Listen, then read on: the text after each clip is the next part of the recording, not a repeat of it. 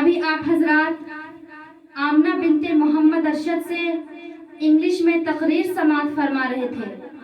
اب اس کے بعد اردو میں تقریر پیش کرنے کے لیے میں دعوت اسٹیج دے رہی ہوں سعدیہ بنت تسلیم کو اس شعر کے ساتھ.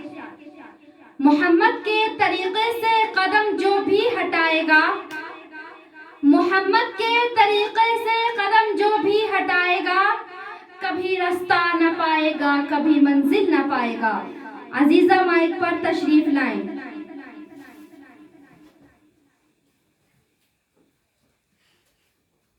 السلام علیکم ورحمۃ اللہ وبرکاتہ. الحمد للہ الذی کفا والصلاة والسلام علی رسولہ المصطفیٰ. اما بعد، اعوذ باللہ من الشیطان الرجیم. بسم اللہ الرحمن الرحیم. فقد قال اللہ تعالی ان الارض یرثها عبادی الصالحون. بلا شبہ ہمارے نیک بندے زمین کے وارث ہوں گے. جب سر میں ہوائیں طاعت تھی، سرسبز شجر امید کا تھا. جب سرسر عصیاں چلنے لگی، اس پیڑ نے پھلنا چھوڑ دیا. اللہ کی راہ اب بھی ہے کھلی، آثار و نشان سب قائم ہیں. اللہ کے بندوں نے لیکن اس راہ پہ چلنا چھوڑ دیا. ذرا آپ اس زمانے کا تصور کریں جب یکو تنہا ایک 40 سالہ انسان نے اسلام کی آواز بلند کی، اور صرف 23 سال میں وہ آواز اتنی دور پہنچ گئی کہ تاریخ اس کی مثال دینے سے قاصر ہے. اور ابھی ایک صدی بھی نہ گزری تھی کہ ایک انقلاب رونما ہو گیا. جو غریب تھے وہ امیر ہو گئے، جو بیچارے چرواہے کہے جاتے تھے وہ مسند اقتدار پر متمکن ہو گئے. جنہیں دنیا والے ان پڑھ بدو کہا کرتے تھے، ان کا سیل رواں اتنی تیزی سے بڑھا کے ربع مسکون عالم پر تہذیب و تمدن کا ڈنکا بجنے لگا. جو تعلیم و تہذیب پچھلے صفوں میں تھے وہ امام بن گئے. انہوں نے یہ ثابت کر دیا کہ قرآن کا یہ اعلان اپنی جگہ درست تھا، ان الارض یرثها عبادی الصالحون. بلا شبہ ہمارے نیک بندے زمین کے وارث ہوں گے.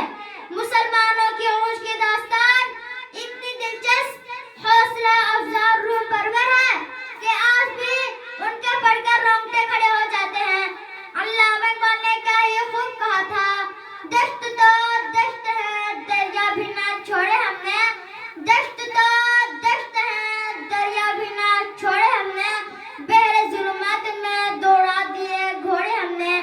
ایک وقت تھا جب مسلمانوں کی شوکتاں وسطوت اور رعب و ہیبت کا ڈنکا بج رہا تھا. چار دانگ عالم میں ان کے عروج کی داستانیں برزبان تھے. وہ نیک تھے، وہ راست باز تھے، صاحب صلاحیت تھے، موجد تھے، محقق تھے، علم دوست تھے. اور سب سے بڑی بات یہ تھی کہ ان کے دلوں میں خدا اور رسول سے اتنی محبت تھی کہ جتنی وہ اپنے مال دولت اور عیال سے بھی نہیں کرتے تھے. یہی وجہ تھی کہ وہ جدھر رخ کرتے انہیں فتح ہی نصیب ہوتی. جس سرزمین پر قدم رکھتے ان کے قدم چومنے کے لیے بے قرار نظر آتی تھی. سچ کہا ہے کہنے والے نے، جب کمینے عروج پاتے ہیں اپنے ماضی کو بھول جاتے ہیں. جب کمینے عروج پاتے ہیں اپنے ماضی کو بھول جاتے ہیں.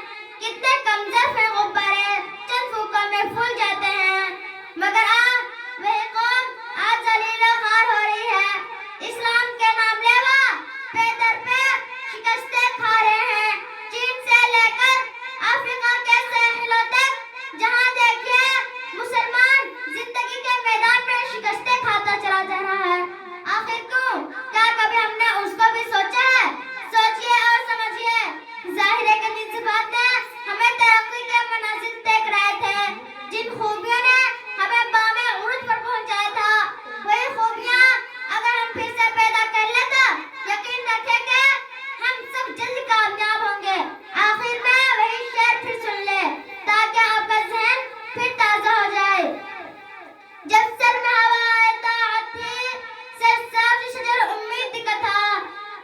سرعسیاں چلنے لگی، اس پیڑ نے پھلنا چھوڑ دیا۔ اللہ کی راہ اب ہے کھلی، آثار و نشان سب قائم ہیں۔ اللہ کے بندوں نے لیکن اس راہ پہ چلنا چھوڑ دیا۔ وما توفیق الا باللہ۔